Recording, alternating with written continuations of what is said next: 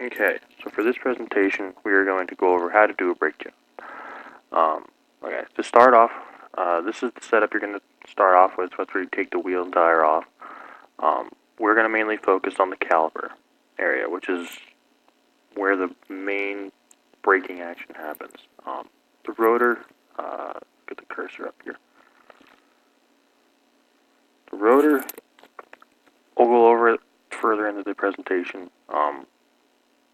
Depending on how bad it is, sometimes you can resurface it, sometimes you don't need to, but most of the time you won't need to. But we're going to mainly focus on the caliper area for this presentation.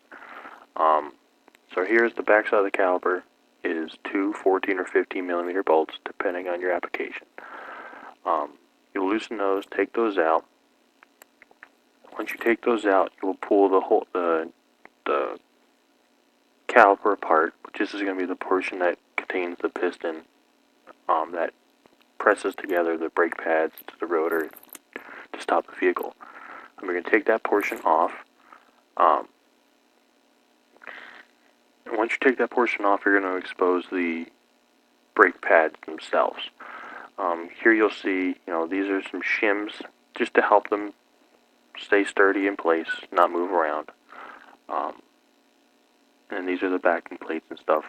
All that stuff will usually come when you get it from the parts store or manufacturer, wherever you get it. Most of the time will come pre-assembled, so you don't have to worry about that. There's some that will not have it fully assembled, but not 99% of the time it will be. So these are how they came prior to installation. Like I said, very straightforward. The sensor is already on, already attached, ready to go, and then the shims are there just in case you need to firm it up a little bit. So once you pull the brake pads off, which is very straightforward, just grip it with 2 fingers, pull it straight out, and it will 99% of the time just come out with ease. Maybe you need to wiggle it a little bit, but most of the time it's pretty straightforward. Once you take those off and you put the new brake pads on, you're gonna have to reinstall the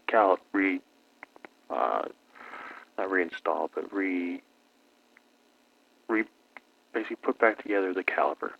In order to do that correctly, and we have a picture here of it, this piston here needs to be pushed in. Now on the front of the vehicle it's pushed in, but on the rear calipers you have to twist it. And in order to twist it, you just use a needle nose pliers and get into the little slots on there and then just twist it around.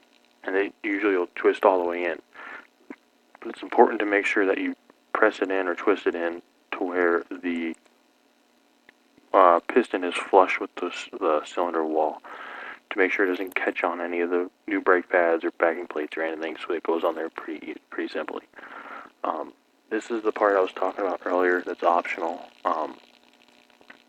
90% of the time, you won't need it. It's to resurface the rotors. Typically, you only ever do it when the rotor is warped, isn't wearing very evenly. There's a shutter in the car when you hit the brake pedal. That's the only time you ever really do this. But there, you reinstall the brake pads, put the caliper pump or whatever back on. Reinstall your 2 bolts, top and bottom. Tighten them down, and there's your finished product. Like I said in the beginning, every vehicle is pretty much the same. The only difference would be bolt sizes, wrenches you need, different little various things like that, but the general idea is still the same on how to do it. Just pulling them out, putting them back, and all that. So hopefully you enjoyed this presentation, and yeah, looking forward to another one.